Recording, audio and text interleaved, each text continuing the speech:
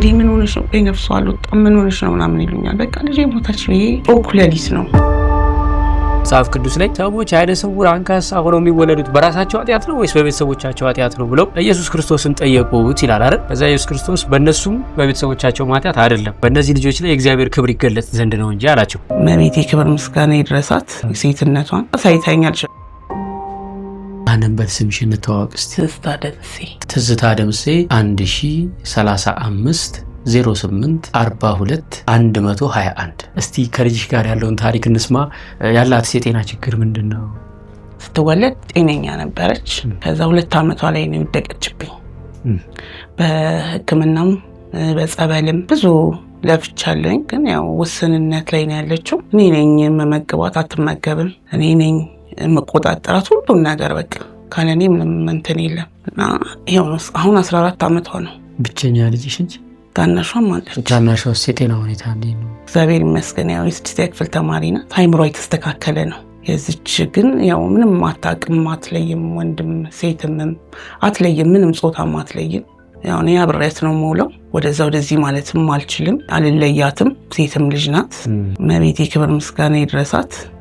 ሴትነቷን አሳይታኛለች። በቃ እሱን ራሱ መቆጣጠር ምንም አታውቅም። በቃ ምንም ነገር ህመሟንም አትገልጽልኝም፣ ምንም አትልም። እንዲህ ተኝታ ነው እንደዚህና ዝም ማለች ማለት ምንም በቃ እንቅስቃሴ ምንም የለም። እና ኦኩለሊስ ነው። እንዲህ ምን ሆነሽ ነው? ነፍሷ አልወጣም ምን ሆነሽ ነው ምናምን ይሉኛል። በቃ ልጄ ሞታች ነው። ይሄ በጣም በቃ እንትን አልኩኝና ጸበል ምናምን ሲያደርጉላት እንደመመለስ ነገር አደረጋት። ያችን ቀን አረሳት።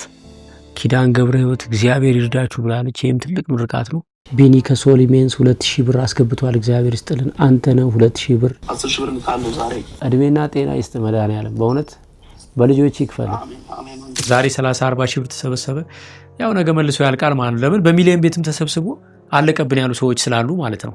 ነገር ግን ለመጽደቅ የዘለቄታ በጎ አድራጎት ድርጅት በገጠሪቱ ኢትዮጵያ መሬት ላይ እግዚአብሔር ፈቅዶ ተቋሙ ሲመሰረት እነዚህ እናቶች ናቸው መጥተው አንደኛ 1 ወር 2 ወር ከልጆቻቸው ጋር ይመጡና ልጆቻቸውን እኛ ይዘንላቸው እነሱ እርፍ ብለው ስልጠና ሰልጥነው ራሳቸው የሚያስፈልጋቸውን ሕክምና ታክመው ልጆቻቸውን ፊዚዮቴራፒ እንዴት ማድረግ እንደሚችሉ ሰልጥነው የቢዝነስና የብዙ የኮሚኒኬሽን ስልጠናዎችን ከሰለጠኑ በኋላ ምን መስራት እንደሚፈልጉ ጠይቀናቸው በሰለጠኑት መሰረት መነሻ ካፒታል ሰጥተናቸው ወደ ቀያቸው ሲመለሱ እየሰሩ ልጆቻቸው ማሳደግ እንዲችሉ የሚያበቃ ተቋም ነው የሚሆነው። በ0941 587777 በጎ ፈቃደኛ ሆኜ እዚህ ተቋም ላይ መሳተፍ ፈልጋለሁ ካላችሁ ቴሌግራም ላይ ቮይስ ላኩልን።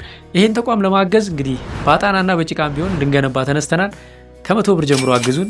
እናመሰግናለን። 3 አይነት መድኃኒት ነው የምትወስደው። እስካሁን ምንም አይነት ለውጥ አላየሁም። ኦኬ እንደ ደከማ ሀብቀለኝ በቃ የቀረው 7000 ነው ያልከው? አዎ 7000። ኦኬ በቃ እሺ ነው ሞላለሁ። እግዚአብሔር እድሜና ጤና ይስጥሽ። ተሳክቷል። መድኃኒዓለም ያስብሽውን ያሳካልሽ። በጎዶሎ ቁጥር ከመውጣት እንድንድን ስላደረጋችሁን እግዚአብሔር ያክብርልን። ደህና ደሪ። አሜን።